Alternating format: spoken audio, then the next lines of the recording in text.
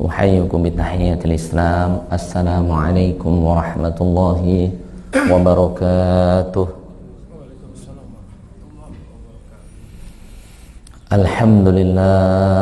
Alhamdulillahi ala ni'matil imani wal islam wal amni wal aman was sihhati wal afiyah. Alhamdulillahilladzi bi ni'matihi tatimmus shalihat. Asyhadu an la ilaha illallah wahdahu la syarika lah wa asyhadu anna Muhammadan abduhu wa rasuluh safi wa khaliluhu alladzi la nabiyya wa la rasula ba'dah. Allahumma salli wa sallim wa barik ala nabiyyina wa qudwatina nabiyyuna wa habibuna Muhammad sallallahu alaihi wasallam wa ala alihi wa ashabihi wa atba'ihi wa man sara ala nahjihi wastanna bisunnatihi wattaba'ahum biihsanin ila yaumil qiyamah. Amma ba'd, usi nafsi wa iyyakum bittaqwallahi wa ta'atihi faqad fazal muttaqun. Wa laqad qala Allah ta'ala fi kitabil aziz, ya ayyuhalladzina amanu taqullaha, wahai orang-orang yang beriman, bertakwalah kepada Allah subhanahu wa ta'ala haqqa tuqatih, dengan sebenar-benarnya ketakwaan. Wala tamutunna illa wa antum muslimun, jangan sekali-kali kita diwafatkan, mati, kecuali dalam kondisi Islam, iman, dan bertakwa kepada Allah azza wa jalla. Wa qala tabaraka wa ta'ala, wa tazawwadu fa inna khairaz zadi taqwa. Dan Allah mengingatkan kita semuanya, perbanyaklah mencari bekal, fa inna khairaz zadi taqwa. Tapi ketahuilah, bekal terbaik itu bukanlah harta, bukanlah jabatan. Fa inna khairaz zadi taqwa. Sesungguhnya sebaik-baik bekal yang akan kita bawa tiada lain adalah ketakwaan kita, keimanan kita, amal-amal soleh kita. Jamaah salat zuhur Masjid Al-Ahnaf rahimani wa rahimakumullah. Semoga Bapak Ibu, rekan-rekan yang hadir selalu dalam rahmat kasih sayang Allah, taufik dan hidayah dari Allah, selalu mendapatkan maghfirah, ampunan dari Allah subhanahu wa ta'ala. Semoga mendapatkan kita semuanya ridha dari Allah subhanahu wa ta'ala. Amin ya rabbal alamin. Semoga dengan menuntut ilmu, belajar ilmu agama, kita dimasukkan oleh Allah menjadi orang-orang yang Allah inginkan kebaikan, baik di dunia atau di akhirat. Sebagaimana Rasulullah SAW beliau bersabda dari sahabat Muawiyah bin Abi Sufyan radhiyallahu anhu, man yuridillahu bihi khairan yufaqihu fid din. Barang siapa seseorang yang Allah inginkan kebaikan, baik kebaikan di dunia apalagi kebaikan di akhirat, bukan Allah semakin banyak harta, bukan semakin dipertinggikan jabatannya, tapi orang yang Allah inginkan kebaikan, Rasul bersabda yufaqihu fid din, orang itu Allah fahamkan dengan agama Allah subhanahu wa ta'ala. Wa la nufaqihu fid din illa li talabil ilm. Dan kita tidak akan bisa faham atas agama Allah kecuali kita talabul ilm, benar-benar kita belajar menuntut ilmunya Allah azza wa jalla. Alhamdulillah di Masjid Al-Ahnaf Senin sampai Jumat ada pengajian, Jumatnya khutbah, kemudian sore jam 5 sampai maghrib atau isya, mohon maaf, itu ada bahasa Arab, ada tahsin. Mohon diikuti jemaah. Ini fasilitas dari perusahaan, semoga perusahaan kita menjadi barokah, diberkahi oleh Allah subhanahu wa ta'ala, dijaga oleh Allah subhanahu wa ta'ala, dan semoga dilindungi oleh Allah subhanahu wa ta'ala. Amin ya rabbal alamin.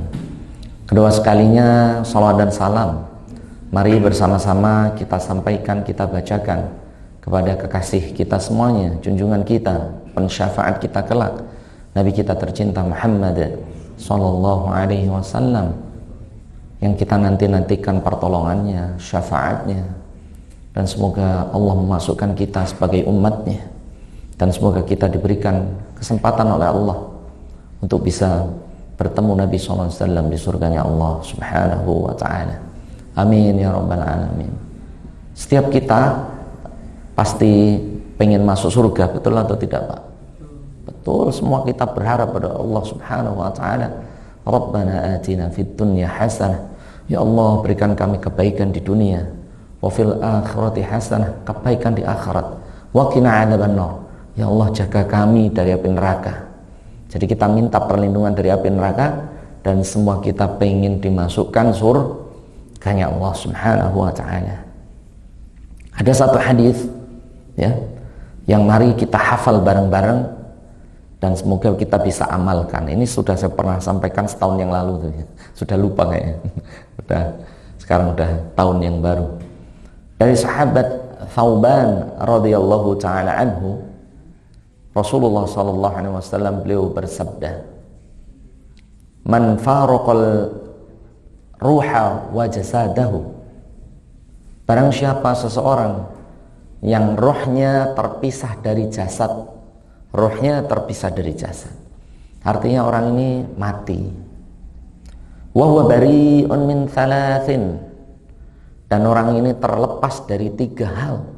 Sebelum mati orang ini melepaskan diri dari 3 hal ini jemaah. Wajabat lahul jannah, maka dia pasti, sabda Nabi, masuk surga. Masya Allah. Apa 3 hal itu jemaah? Yang Rasulullah SAW beliau sebutkan, yang pertama al-kibru minal kibri. Orang ini tidak punya sifat sombong, angkuh, merasa lebih besar daripada orang lain, merasa lebih baik daripada orang lain. Jadi ini yang pertama Rasul sebutkan. Jadi kalau ada orang meninggal dunia dan dia terlepas dari sifat sombong, maka orang ini ada jaminan masuk surganya Allah Azza wa Jalla. Yang kedua, bari'un minad dain. Yang Rasul sebutkan yang kedua, orang ini sebelum mati tidak punya hutang.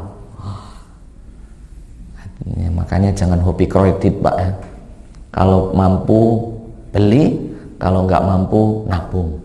Nah, karena kredit juga hutang, cuman diperlembut kata-katanya. Sepertinya hutang ya, dainul muqassadah dalam bahasa Arabnya, hutang yang berbayarnya per bulan. Nah, ini namanya apa? Kredit. Yang ketiga, bari'un minal ghulul. Orang ini terlepas dari ghulul. Nah, ghulul nanti kita bahas. Ghulul ini akhdul ghanimah qabla al-qismah. Orang ini mengambil harta rampasan perang sebelum dikumpulkan di hadapan Nabi, dan Nabi yang membaginya. Artinya dia ngambil duluan. Nah, maka Rasul bersabda, au qala lahu jannah, maka niscaya orang ini dimasukkan surganya oleh Allah Subhanahu wa taala. Rawahu Ibnu Majah, diriwayatkan oleh Ibnu Majah, wa qala haditsun hasan, dan beliau mengatakan hadis ini hadis yang baik. Ini jemaah. Apa yang pertama jemaah? Orang bisa mendapatkan kemudahan masuk surga, yang pertama apa? Bari'un minal kibr. Orang ini dijauhkan oleh Allah Subhanahu wa taala dari sifat sombong.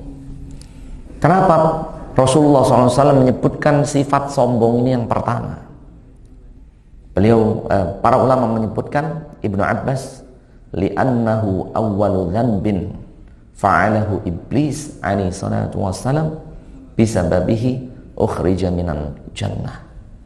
Karena sombong ini adalah dosa pertama yang dilakukan oleh iblis, yang dengan itu iblis diusir dari surganya Allah Subhanahu wa ta'ala. Karena iblis dalam surat Al-A'raf ya, surat ke-7 jemaah, ayat 11 sampai 12, Allah taala berfirman, wa idh qulna thumma qulna lil malaikati isjudu li adam fasajadu illa iblis lam yakum minas sajidin. Semua jin dan juga malaikat dikumpulkan oleh Allah Azza wa Jalla agar mereka semuanya menghormati Adam. Sujud di sini artinya menghormati Adam.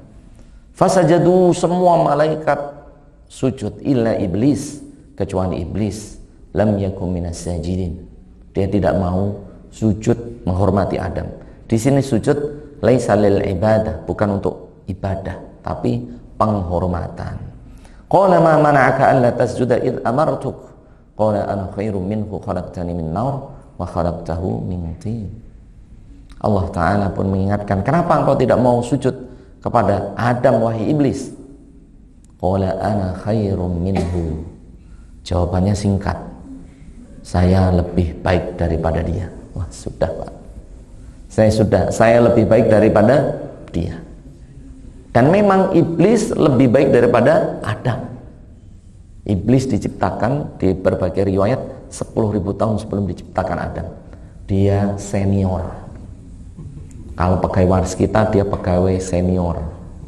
Ada pegawai baru masuk, siapa lu? Gitu kan ya, baru masuk gitu kan. Gue ini udah 20 tahun berkarya, Masya Allah. Ini khawatir jemaah. Khalaqtani min nar, saya dari api, wa khalaqtahu min tin. Dan engkau ya Allah hanya menciptakan Adam dari tanah. Ana khairu minhu, maka saya lebih baik secara penciptaan, dan saya lebih dahulu engkau ciptakan. Maka iblis mengatakan, ana khairum minhu, saya tidak mau menghormati Adam, saya lebih baik daripada dia. Ini jemaah. Maka jemaah rahimani wa rahimakumullah, sombong ini bukan hanya materi dunia Pak, itu udah biasa. Tapi ada sombong yang lebih ngeri, yaitu al-kibru fi ibadah. Sombong itu bisa terjadi juga dalam bab ibadah, dalam bab apa? Ibadah.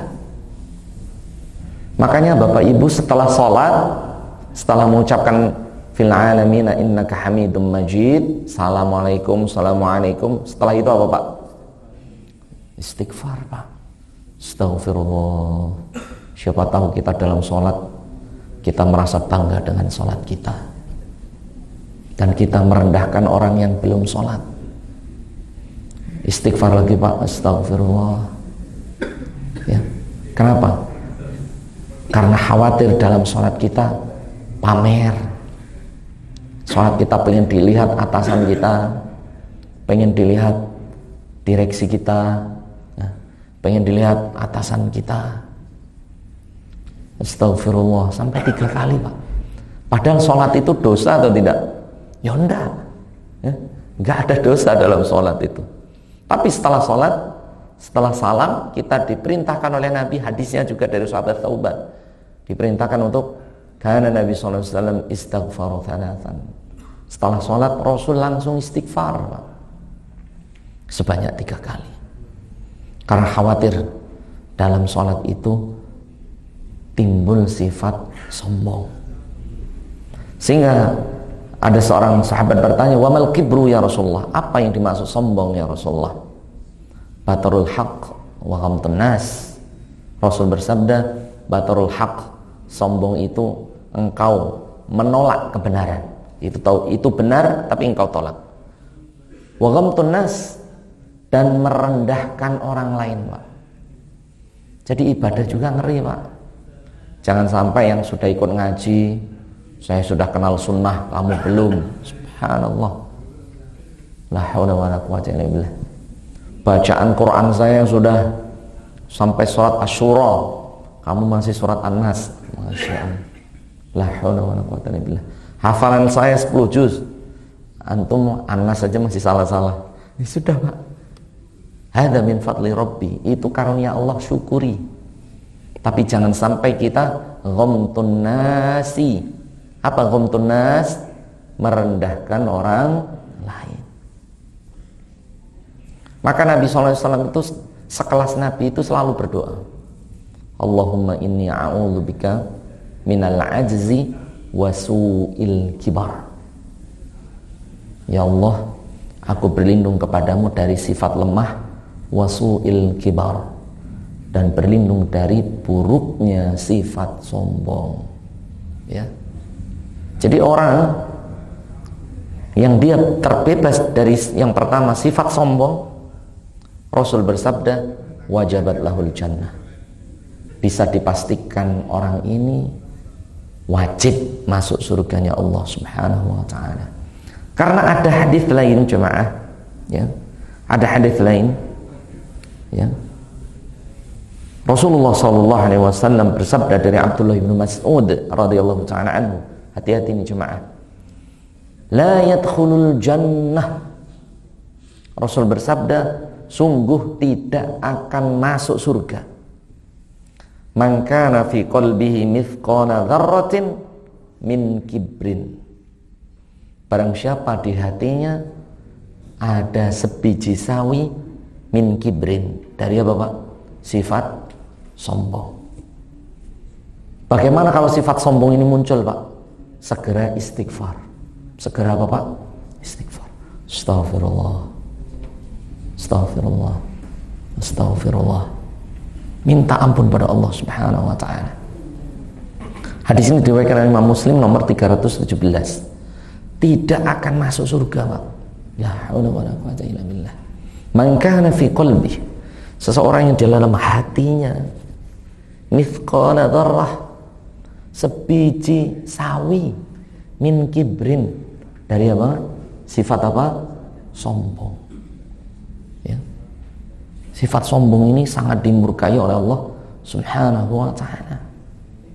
Karena dia mengaku bahwasannya harta itu milik dia, jabatan itu milik dia, kendaraan itu hasil jerih payah dia. Ini jemaah. Padahal kita ketahui semua perkara dunia ini sekedar titipan dari Allah Subhanahu wa taala. Maka orang beriman Pak, sekaya apapun dia, kain morinya juga per meter paling mahal 15.000. Dan kita itu butuh kain kafan itu nggak nyampe 5 meter, 3,5 meter udah cukup. Karena laki-laki cuma 2 kali bungkusan. Kalau per meternya 15 sampai 20.000, 50.000 itu sudah bekal kita pulang cuma segitu. Bahkan di berbagai masjid itu sudah menyiapkan kain kafan gratis, kain mori gratis, kapuk ini, barus, macam-macam sudah gratis. Artinya apa jemaah? Itulah yang kita bawa pulang. Gak ada orang mati bawa kunci apartemennya. Nonsen jemaah, gak mungkin. Ada orang yang bawa ijazah S3-nya, gak ada jemaah. Ada yang bawa surat nikahnya, karena dia nikah dengan artis. Gak ada jemaah. Ya Rob, ya sudah, kain mori itu aja. Wah itu kok sombong jemaah. Apa yang kita sombongkan? Kita lahir tanpa membawa apa-apa. Betul atau tidak? Begitu juga kita mati tidak bawa apapun. Terus apa yang kita sombongkan Bapak Ibu sekalian? Gak ada, Pak. Maka Allah membenci dengan sifat sombong. La yadkhulul jannah. Wallahi tidak, Allah tidak akan memasukkan surga man kana fi qalbi, barang siapa seseorang di hatinya mithqala dzarrah, sekecil dzarrah min kibrin, dari sifat sombong. Dan syaitan diusir dari surganya Allah karena satu ucapan, ana khairu minhu, saya lebih kaya darinya, saya lebih baik darinya, jabatan saya lebih tinggi darinya. Begitu juga dalam ibadah, sholat saya lebih panjang darinya, bacaan Quran saya lebih banyak darinya, ngaji saya lebih baik daripadanya, saya sudah mengikuti sunnah, dia masih ahlu bid'ah. Ya sudah Ustaz, jamaah bersyukur pada Allah dengan nikmat itu. Jangan kita merendahkan orang lain. Di situ jadi pegangan hidup. Dan perbanyak doa tadi. Allahumma, bareng-bareng, inni a'udzubika minal ajazi wa su'il kibri. Ini jemaah, ya Allah, aku berlindung kepadamu dari al-ajaz, sifat lemah, wa su'il kibr, dan buruknya sifat apa Pak? Sombong. Jadi seseorang yang dia meninggal dunia, dia terlepas dari sifat sombong, akan dimudahkan oleh Allah masuk surganya Allah Subhanahu wa ta'ala. Yang kedua jemaah, apa yang kedua tadi? Minad dain. Nah, ini di riwayat Imam Muslim hulul dulu, di riwayat Imam At-Tirmidzi dain dulu. Jadi ini tidak masalah. Di riwayat Ibnu Majah hutang dulu. Jadi tinggal urutan beda-beda hadis. Yang kedua, bari'un minad dain. Orang ini mati dan dia berlepas diri dari hutang piutang. Nah, ini jemaah. Ini juga berat. Terlepas dari apa Pak? Utang piutang. Utang piutang ini berbahaya jemaah. Jadi utang piutang ini, bahkan ada hadis yang lainnya dari Abdullah bin Amr ibn al-As, salah satu pimpinan pasukan perang itu namanya Amr ibn al-As, punya anak Abdullah. Beliau mengatakan, yughfaru lisyahidi kulla dhanbihi illa dain, rawahu al-Muslim. Orang yang mati syahid semua dosanya Allah ampuni Pak. Dia dulunya berzina, Allah ampuni. Dia sebelumnya mencuri, Allah ampuni. Dia sebelumnya membunuh, dia tobat, dia ampuni. Tapi satu hutang, illa dain, kecuali hutang. Kenapa orang yang mati syahid tidak Allah ampuni utangnya? Karena orang yang dihutangi nanti di hari kiamat minta pahala sampai orang ini puas. Bagaimana yang kalau diminta pahalanya pahala sholat Pak? Wah, pahala sholat kita diminta orang yang pernah kita hutangi, kita berhutang padanya. Atau dia minta pahala puasa kita, atau dia minta pahala sedekah kita, pahala bacaan Quran kita. Kenapa jamaah? Di hadis selanjutnya dari Syu'aib ibnul Khair radhiyallahu taala anhu, man mata wa 'alaihi dinarun aw dirham qudiyat min hasanatihi wa laysa fil akhirati thammun dinarun wala dirham walakinnal hasanat. Nah, ini yang ngeri jemaah. Man mata, barang siapa seseorang mati dengan membawa hutang, wa 'alaihi dinar aw dirham, baik hutangnya dari emas ataupun perak, qudiya min hasanati, maka di akhirat yang menjadi bayaran dari hutang-hutangnya adalah hasanatihi, yaitu amal-amal kebaikannya. Laisa thammun dinarun wala dirham walakinnal hasanat, karena di akhirat itu tidak ada nilai lagi emas dan perak, tidak ada berharga, nggak ada harganya lagi. Lo harta emas dan perak ditinggal di dunia. Walakinnal hasanat, tapi yang akan menjadi bayaran hutang-hutang kita adalah amal-amal soleh-soleh kita. Ini yang berat Pak. Nah ini ya, hadis ini diriwayatkan Ibnu Majah 2414. Kebaikan Pak yang menjadi taruhan bagi orang yang punya hutang. Sebanyak apapun puasanya, sebanyak apapun sholat-sholat sunnahnya, rajin ke masjid, rajin baca Quran, jamaah. Tapi kalau dia meninggalkan hutang di dunia yang belum sempat ia lunasi sampai dia mati, qudiyat min hasanatihi, maka amal-amal solehnya itulah sebagai penebus dari hutang-hutangnya. Ya Rabb, ini makanya jemaah, maka jemaah jangan sampai besar pasak daripada tiang. Gajinya UMR, kreditnya umudah, ya berat Pak, ya semampunya. Kalau nggak mampu, nggak usah kredit Pak. Mohon maaf, apalagi pakai kartu kredit, subhanallah, bahaya jemaah. Makan gesek, ya sebelum akhir bulan dead, meninggal, gimana jemaah? Ya makanan kita, subhanallah, baju gesek. Kalau mampu beli, kalau nggak mampu pending, tabung sampai kita mampu. Jangan sampai kita hidupnya dari hutang. Sehingga jemaah rahimani wa rahimakumullah, ada ulama lughah beliau mengatakan ad-dinu wad-dainu yata'allaqu bainahuma. Ad-dinu kalau pakai kasroh itu namanya agama, Pak. Ad-dainu pakai fathah dalnya itu artinya hutang. Jadi orang yang agamanya lemah itu mudah ngutang, itu karena nggak takut, Pak. Benar-benar hutang. Tapi kalau iman agamanya kuat, dia kurangi hutang. Karena hutang dan agama bedanya kasroh dan fathah saja. Ad-dinu agama pakai kasroh, ad-dainu fathah artinya apa, Pak? Hutang. Karena dua-duanya saling berkaitan, Pak. Saling berkaitan satu dengan yang lainnya.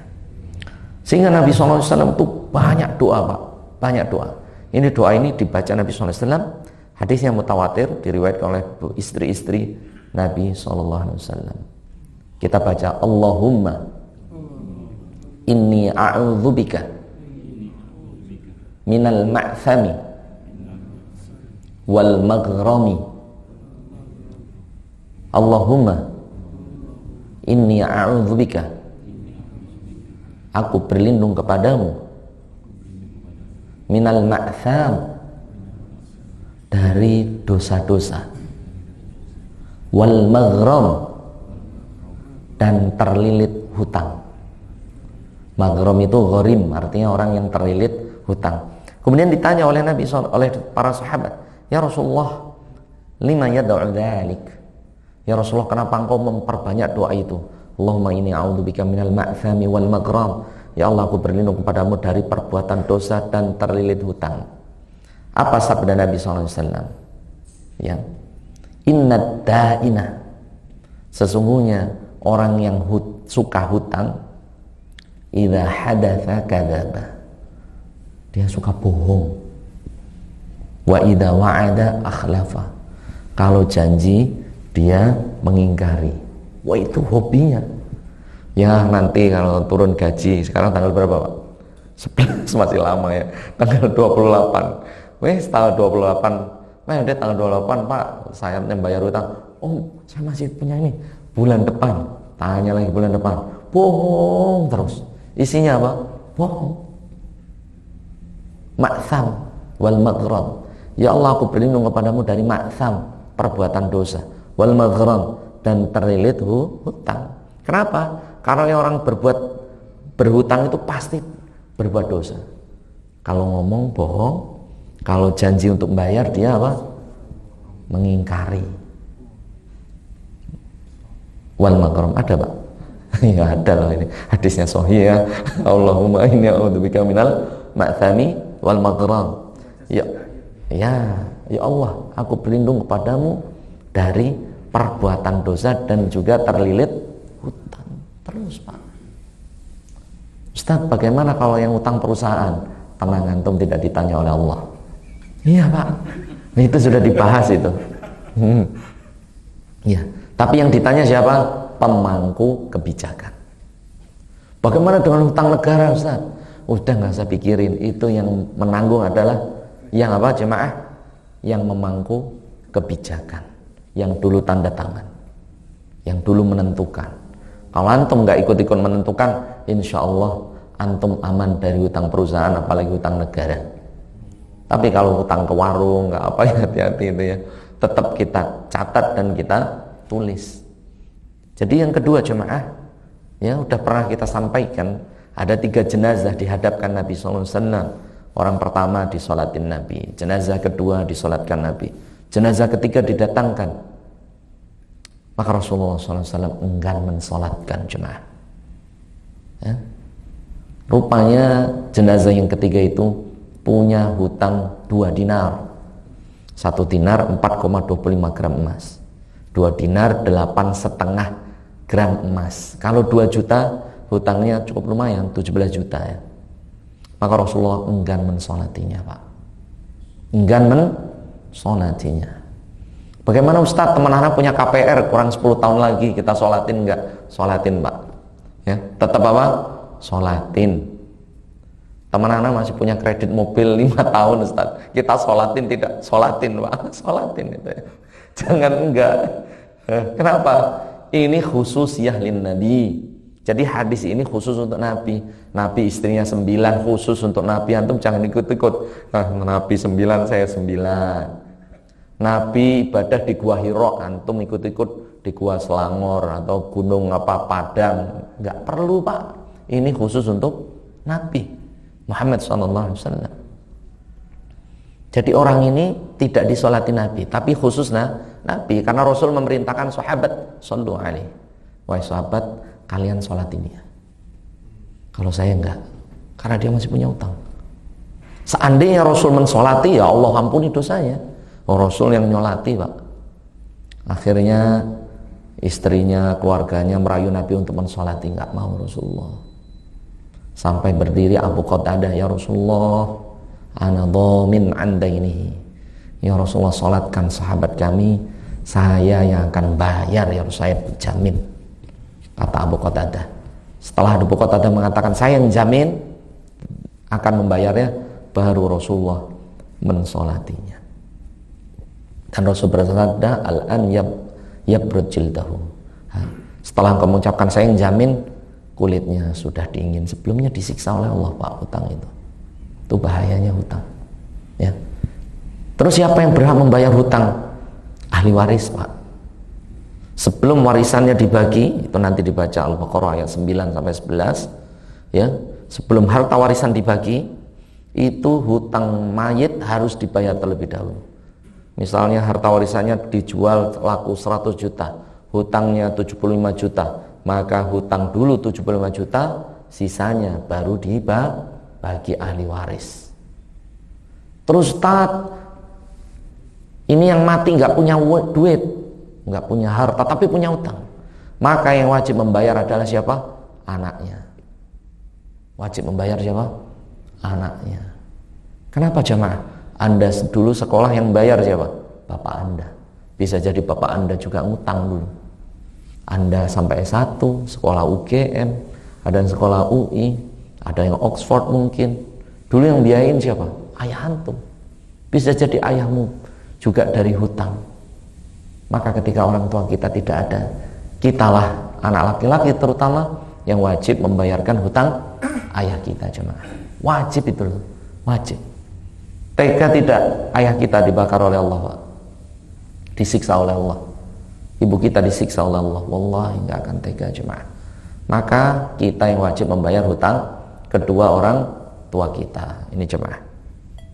Wah, habis waktunya jemaah. Jam 12 ya. Jam 1 jemaah. Yang terakhir yaitu al-ghulul, yaitu berlepas diri dari sifat khianat. Ayatnya ayat 161 Ali Imran.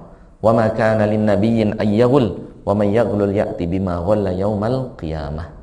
Barang siapa seseorang berbuat ghulul, maka orang yang berbuat ghulul ini akan mendatangkan hululannya nanti di hadapan Allah Subhanahu wa taala. Ali Imran 161. Orang yang mati tidak pernah berbuat ghulul, niscaya orang ini akan masuk surga. Atau dia bertobat, ghululnya itu dikembalikan kepada pemerintah. Ghulul itu apa jemaah? Di zaman Nabi SAW ini sama kayak orang mati tadi. Ya, ada mayat satu dihadirkan di hadapan Nabi, ya Rasulullah fulan syahid. Maka Rasul mengatakan, ya fulan syahid. Dihadirkan mayat yang kedua, ya Rasulullah fulan syahid, ya fulan syahid. Dihadirkan mayat yang ketiga, ya Rasulullah fulan syahid, wahai Rasulullah fulan syahid. Para ulama tidak menyebutkan nama orang ini untuk menyembunyikan aibnya jemaah. Dalam perang Uhud ini ya. Mohon maaf, perang Ahzab. Ya. Kemudian datanglah Jibril alaihi salatu wasallam menyebabkan kenapa orang ini tidak mati syahid jemaah. Orang ini dalam perang dia mengalahkan musuhnya jemaah. Ketika mengalahkan musuhnya itu mempunyai kain dari Yaman, warnanya merah. Kemudian diambil, disembunyikan di bajunya. Harusnya kain ini nanti diserahkan ke Nabi. Dia tidak diambil, masukin baju. Ketika dimasukkan ke dalam baju, musuh dari belakang menusuknya. Orang ini pun mati. Sehingga semua sahabat takbir, fulan syahid, fulan syahid, fulan syahid. Maka Rasul mengatakan tidak, dia tidak mati syahid. Torohima ma'dudatin la yudkhilul jannah. Karena kain yang harganya beberapa dirham saja membuat orang ini tidak mati syahid dan masuk surga. Wah, ini jamaah. Dan hulul itu bahasa kerennya itu korupsi. Bahasa kerennya apa, Pak? Korupsi. Bahaya, Pak. Dan Allah Ta'ala berfirman, buka ayat 161 jamaah Ali Imran surat ke-3 ya. Dan nanti orang ini akan hadir di hadapan Allah membawa kain merah itu sebagai bukti dia berkhianat kepada Nabi SAW. Dan Rasul mengatakan kain merah itu hanya beberapa dirham, nggak nyampe dinar, nggak nyampe jutaan. Mungkin kita ngambil besi coran, ngambil semen yang cuman sekarung, atau ngambil besi yang ukuran 16 kita pakai malah bangun rumah, tapi sebenarnya ini adalah milik perusahaan. Khawatir hal ini akan menghalangi orang tersebut masuk surganya Allah Subhanahu wa ta'ala. Ya, semoga Allah Subhanahu wa ta'ala menjauhkan kita semuanya dari 3 hal. Yang pertama, Allahumma inni a'udzubika minal kibr. Ya Allah, lindungi kami semuanya dari sifat sombong, wal maghram, dan dari terlilit hutang, wal hulul, dan dari berkhianat atau korupsi. Amin ya rabbal alamin. Semoga Allah memberkahi kita semuanya. Kalau ada kebenaran dari Allah Subhanahu wa ta'ala, kalau ada kesalahan dari saya pribadi, saya mohon maaf kepada Bapak Ibu sekalian. Akhirul kalam, kita tutup dengan baca hamdalah, alhamdulillahirabbil alamin. Kita tutup dengan doa kafaratul majlis. Subhanakallahumma wa bihamdika asyhadu an la ilaha illa anta astaghfiruka wa atubu ilaika. Wassalamualaikum warahmatullahi wabarakatuh. Barakallahu fiik, sehat selalu semuanya. Mohon maaf sampai jam 1. Siap. Berlindung, siap.